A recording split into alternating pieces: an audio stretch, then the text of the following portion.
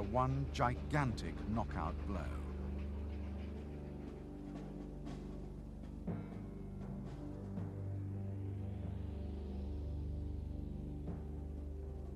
The German forces assembled along the Western Front were divided into three army groups. In the north was Army Group B, commanded by 55-year-old General Fedor von Bock, a First World War hero who came from a long-established military family. His forces were 18th Army, facing Holland, and 6th Army, facing northern Belgium.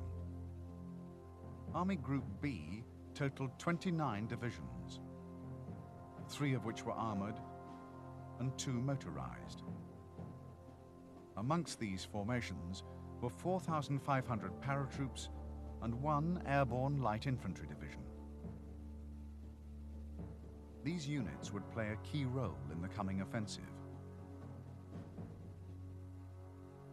Extending from Liège to Luxembourg was Army Group A under General Karl von Rundstedt, one of the Wehrmacht's most resourceful and flexible-minded commanders. A general since 1927, Rundstedt was highly respected within the army. His command was made up of 4th Army, 12th Army, and 16th Army. Altogether, Army Group A mustered 35 infantry divisions. Its key units, however, were the 7 armored and 3 motorized divisions which would form the vanguard of the attack. Nearly all of Germany's heavy panzers had been allotted to this massive armored phalanx.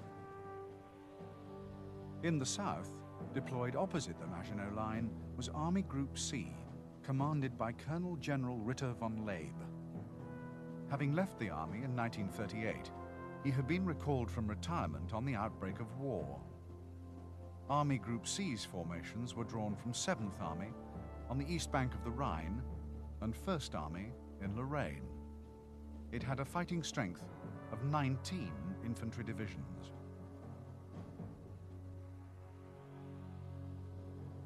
Added to the ground forces was the formidable striking power of Hermann Göring's Luftwaffe.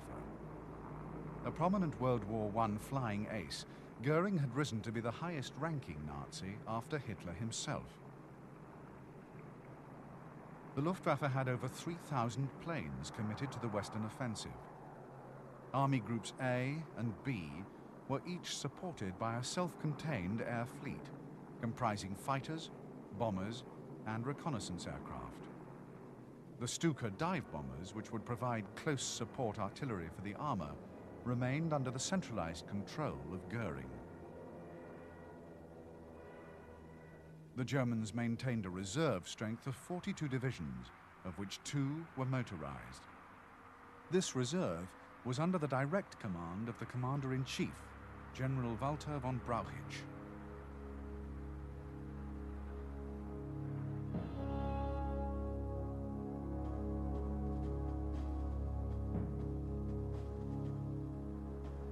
The Supreme Allied Commander, General Maurice Gamelin, had his headquarters at the Château de Vincennes on the outskirts of Paris.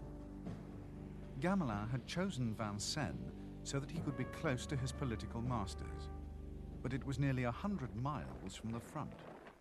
It did not even possess a radio communications center. From this distant ivory tower, Gamelin surveyed the Allied forces poised to meet the German onslaught.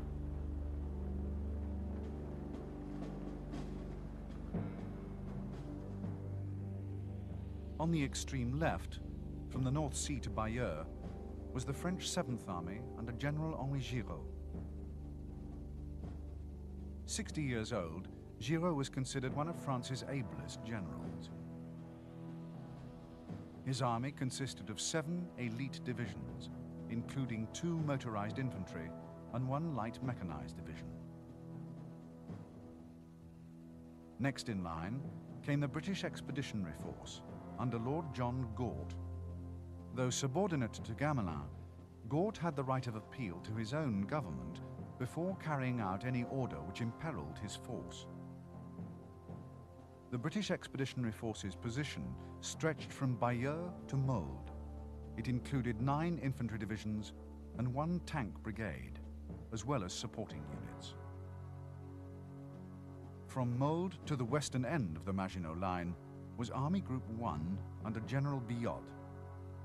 Biot would also be given the responsibility of liaising with the Belgian forces.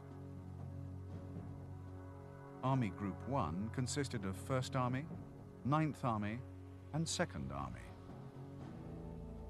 These formations comprised 21 divisions in all, including 14 infantry, 3 motorized infantry, and 6 light mechanized divisions.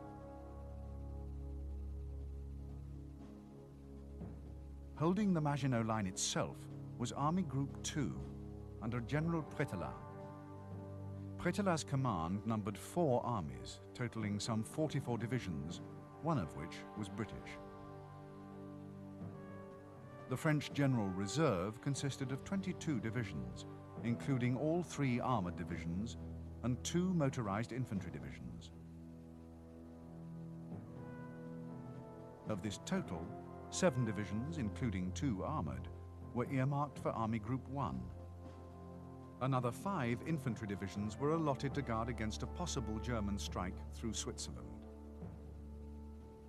The French Air Force's planes were deployed in so-called zones of air operations, corresponding to the boundaries of the different army groups. The French Air Force numbered some 1,200 planes, comprising bombers, fighters, and reconnaissance craft. These were reinforced by 350 planes of the RAF. To the north, the Dutch army mustered 8 divisions with 2 more in reserve, and the Belgian army fielded 18 divisions with an extra 4 in reserve.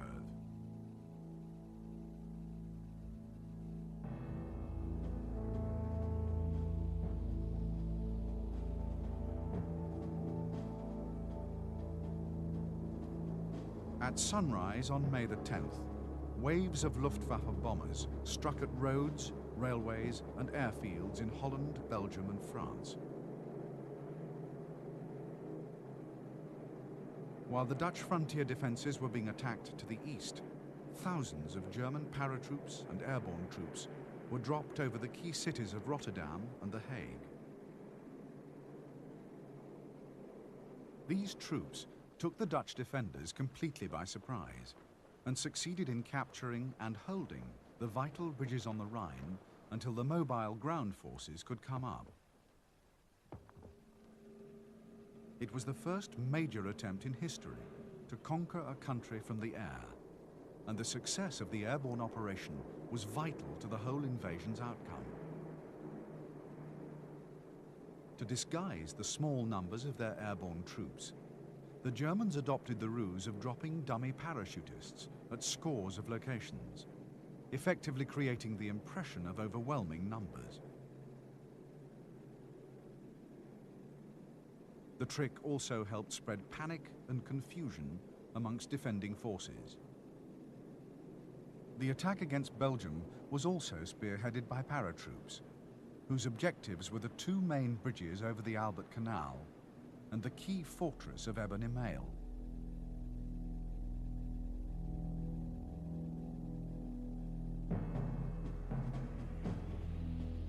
The fortress was the linchpin of Belgium's main line of defense. It dominated the Albert Canal, the main roads leading west, and the vitally important high bridges over the canal. Built between 1932 and 1936, it was regarded as the strongest fort in the world. Measuring 900 yards by 700, its fortifications were a tight complex of mutually supporting artillery and infantry installations. A series of forts with observation posts, searchlights, and machine guns was linked together by a network of tunnels. The only access to the network was through Fort 17.